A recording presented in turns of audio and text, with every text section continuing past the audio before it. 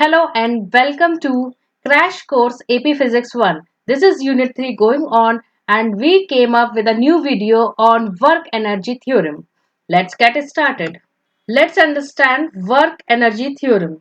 This theorem says that when a net external force does work on the body, means from this point to this point, if the displacement is x, then if it has initial velocity v naught, then the final velocity would be vf.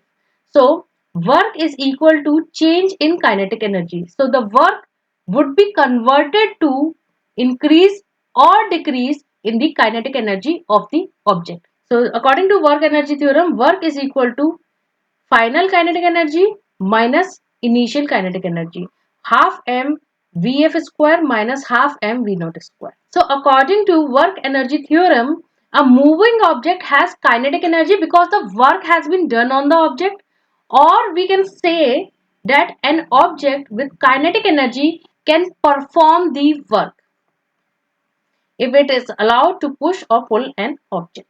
Let's see some of the numerical. An object is moving to the right with velocity vi, then the force of magnitude f exerted on it. Which of the following situation is the object direction of motion changing and the kinetic energy decreasing at the instant shown? So we have to find the scenario from A, B, C and D, that which one would fulfill these two criteria: change the direction and decrease the kinetic energy. So from work energy theorem, we know that work is equal to change in kinetic energy or final kinetic energy minus initial kinetic energy. To fulfill this criteria, that the decrease in kinetic energy, this Ke would be, final kinetic energy would be less and the initial kinetic energy would be greater. So the work should be negative. So the work done by the force should be negative. Let's check all the options which satisfy both the condition.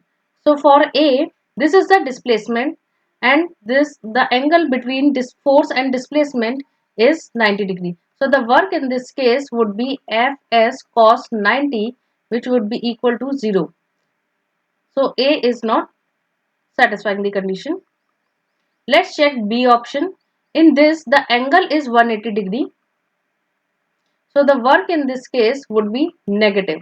Fs cos 180 degree and the value of cos 180 degree is minus 1. So it would be minus F. Option B satisfies this condition, but there is no force is acting which can change the direction. This force would only decrease the velocity, and that's why decrease the total kinetic energy, but it won't change the direction. Let's check C option. In this, force and displacement is angle theta, which is less than, so theta is less than 90 degree. So work in this case would be positive. So it would be equal to Fs. So not decreasing the kinetic energy.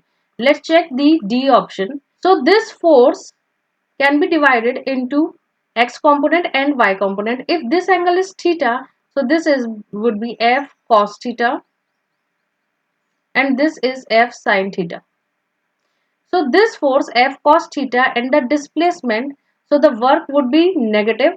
So in this case, work is negative because of F cos theta component, which is in the negative x direction. So that's why work due to this force F cos theta and the displacement is in the opposite direction, it would decrease the kinetic energy, fulfilling this condition. And this force F sin theta would be responsible to change the direction of this body, which is a Fy component of this force. So D is the correct option. Let's solve another question. A crate on horizontal frictionless surface, a force of magnitude F is exerted on the crate at an angle theta to the horizontal as shown in this figure, causing the crate to slide on the right. The surface exerts a normal force of magnitude Fn on the crate. As the crate slides the distance d, it gains amount of the kinetic energy delta k while F is kept constant. The angle theta is now doubled, but it's still less than 90 degree. Assume that the crate remains in contact with the surface. As the crate slides a distance d, how much new gain in kinetic energy compared to delta k, which was previous kinetic energy. So when the force is acting at angle theta and it travels some distance d, the kinetic energy it achieves is k.